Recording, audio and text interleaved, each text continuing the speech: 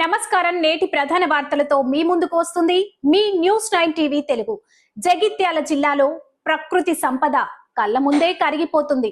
దశాబ్దాల చరిత్ర కలిగిన గుట్టలు అక్రమార్కుల జేబులు నింపుతున్నాయి. పర్యావరణ పరిరక్షణ గురించి ప్రభుత్వాలు గొప్పలు చెబుతున్నా క్షేత్రస్థాయిలో మాత్రం గుట్టలు విధ్వంసం యథేచ్ఛగా కొనసాగుతుంది. తాజాగా నర్సింగ్పూర్ గుట్టల అక్రమ తవ్వకాలపై మాజీ మంత్రి తాటిపర్తి జీవన్ రెడ్డి నిప్పులు చెరిగారు. జగిత్యాల ఇందిరా భవన్ లో ఏర్పాటు చేసిన విలేకరుల సమావేశంలో ఆయన అధికారుల తీరును ఎండగట్టారు. ఈ నర్సింగాపూర్ ఈ హిల్లర్ ప్రాంతంలో గుట్ట ప్రాంతంలో ఏదైతుందో అంత చదువులు కావడంతో ఏదైతే గుట్టంతా తగబట్టడంతో ఇది ఇళ్ల స్థలాలు మనం పొందే అవకాశం ఉందని చెప్పి పిలిపించింది వాళ్ళు. పిలిపిస్తే వందలాది సంఖ్యలో చెప్పండి అన్న, మీరు అందరు తెలిసి ఇక్కడ చెప్తున్నాను. అరే నేను ఆశ్చర్యపడేది ఏమైతుంది ఏంటి, కెన్ ఇట్ బి పాసిబుల్? ఇప్పుడు ఇక్కడ ప్రభుత్వ స్థలం అందుబాటులో ఉన్న ఇల్లు లేనటువంటి వాళ్ళకి ఇవ్వాలన్నా కానీ స్థానికులకు ఇస్తారు. ఎవరికైనా వాళ్ళకి ఏరు కదని పాప అమాయకులు ఏదైతుందో ఈడో భీమలోడ, సిరిసిల్ల, పెద్దపల్లి, మంచిర్యాల ఎక్కడెక్కడికి వచ్చిండ్రు పోయే స్కూళ్ళు వాళ్ళు దినాలు నెలల కొద్ది అక్కడే నివాసితం. నిన్న కష్టం చేసుకుని బతికేటోళ్ళు ఏదైతుందో రోజుకు 500 రూపాయలు సంపాదించుకుని నెలకు 10,000 రూపాయలు అయితే నెల 15,000 రూపాయలు అయితే కదా. రోజు సాయంత్రం పోవాలి, పొద్దున్న రావాలి, మళ్ళీ కూర్చొని ఉండాలి. ఇదే అప్పుడు నీకు అందరూ నేనే పిలిపించి పోలీసు అలర్ట్ చేసి నేను. అప్పుడు గవర్నమెంట్ కూడా టీఆర్ఎస్ గవర్నమెంట్ ఉండే, బీఆర్ఎస్ గవర్నమెంట్ ఉండే. అసలు ఏమైతుంది ఏంటి ఇది? అసలు రాష్ట్రంలో ప్రభుత్వం ఉందా లేదా? ఎన్ని పర్యాలు ఎన్ని విజ్ఞప్తులు చేసినా అది అరికట్టబడలేకపోవటం నేను చెప్పడం కాదు. దయచేసి please let us go into Google. Google map అయితే ఏదైతుందో ఎనిబడి కెన్ గో ఇంటి. నేను జిల్లా అధికార యంత్రాంగాన్ని విజ్ఞప్తి చేస్తున్నాను, రాష్ట్ర ప్రభుత్వం విజ్ఞప్తి చేస్తున్నా. Go into the Google.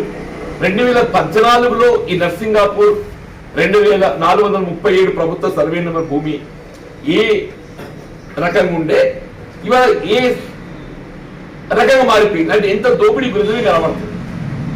ట్రాక్టర్లు ఎవరైతే కనబడుతుంది కదా. 10 ఏళ్ల కింద గుట్ట ఏ విధంగా ఉండే ఇవాళ ఏమైంది? దానికి ఎవరు బాధ్యులు?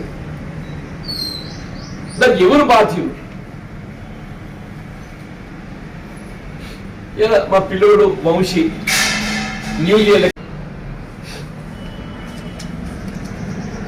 నేనైతే వివిధ సందర్భాలలో పత్రికాముఖంగా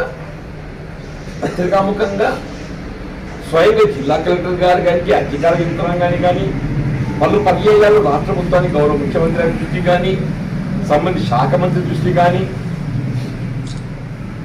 ఎన్నో విజ్ఞప్తి చేసింది. ఎప్పుడు ఏదైతుందో definitely will see that it is control. అటువంటి యొక్క దోపిడీ ధర కూడా చూస్తాం, గుట్టలు తవ్వ కూడా చూస్తాం. అంటే మనకేంటంటే ఇవాళ జగిత్యాల జిల్లా కేంద్రమే. మా ఊరికి మాత్రం మా ఆస్తులు కాపాడు, ప్రజా ఆస్తులు కాపాడు, మా ప్రభుత్వ స్థలాలు కాపాడు, మా గుట్టలు కాపాడు. ఆ ఆస్తులు మన హక్కు. నర్సింగాపూర్ గ్రామం మన రెవెన్యూ పరిధిలో ఉండడం మన ప్రజా హక్కు అని చెప్పండి. ఇప్పుడు రాష్ట్రంలో పర్యావరణ పరిరక్షణ ప్రధానంగా ప్రభుత్వాల బాధ్యత. మన పర్యావరణాన్ని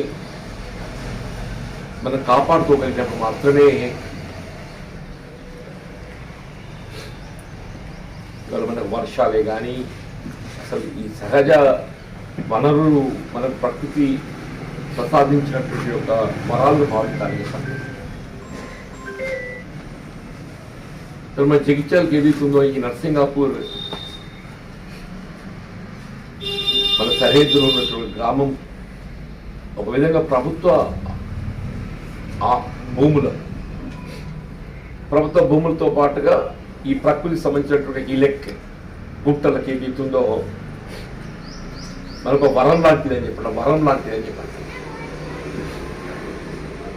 అసలు నర్సింగాపూర్ గుట్టల దగ్గర ఏం జరుగుతుంది? అధికారుల మౌనం వెనుక ఉన్న మర్మమేంటి? దీనిపై మరిన్ని వివరాలు మా ప్రతినిధి అందిస్తారు. అంతకంటే ముందు జీవన్ రెడ్డి మాటల్లోనే పూర్తి వివరాలు చూద్దాం.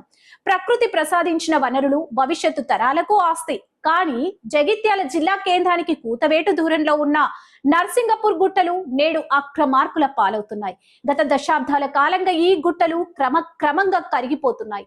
పర్యావరణం తీవ్రంగా దెబ్బతింటుందని మాజీ మంత్రి జీవన్ రెడ్డి ఆవేదన వ్యక్తం చేశారు. నర్సింగపూర్ గుట్టలు జగిత్యాల ప్రాంతానికి ఒక రక్షణ కవచం లాంటివని, అలాంటి వరాన్ని స్వార్థ ప్రయోజనాల కోసం నాశనం చేస్తున్నారని ఆయన మండిపడ్డారు.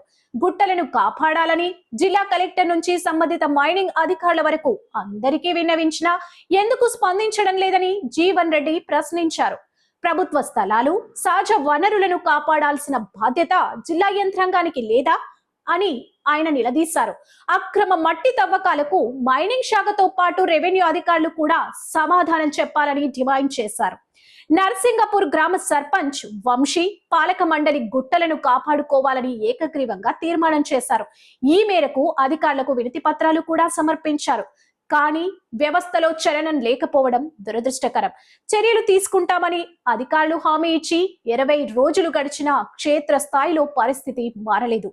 ఇప్పటికీ గుట్టల తవ్వకం, మట్టి దోపిడీ నిర్విరామంగా కొనసాగుతూనే ఉంది.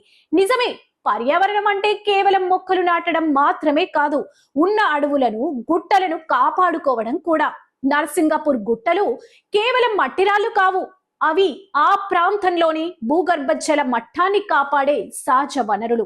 జీవన్ రెడ్డి లేవనెత్తిన ప్రశ్నలు ఇప్పుడు జిల్లాలో హాట్ టాపిక్ గా మారాయి. గ్రామ పంచాయతీ తీర్మానం చేసినా, సర్పంచ్ స్వయంగా విన్నవించిన అధికారులు ఎందుకు వెనకాడుతున్నారు?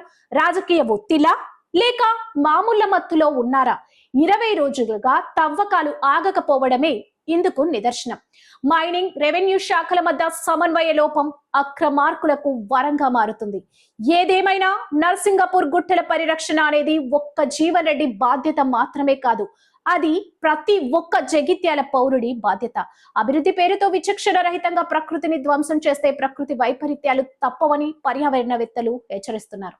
ఇప్పటికైనా మైనింగ్, రెవెన్యూ అధికారులు నిద్ర మేల్కొంటారా లేక అక్రమార్కులకు కొమ్ము కాస్తూ గుట్టల విధ్వంసాన్ని ఇలాగే చూస్తూ ఉంటారా? వేచి చూడాలి. ఇది ఇప్పటి వరకున్న అప్డేట్స్. మరిన్ని వార్తల కోసం చూస్తూనే ఉండండి మా న్యూస్ 9 టీవీ తెలుగు. జై హింద్.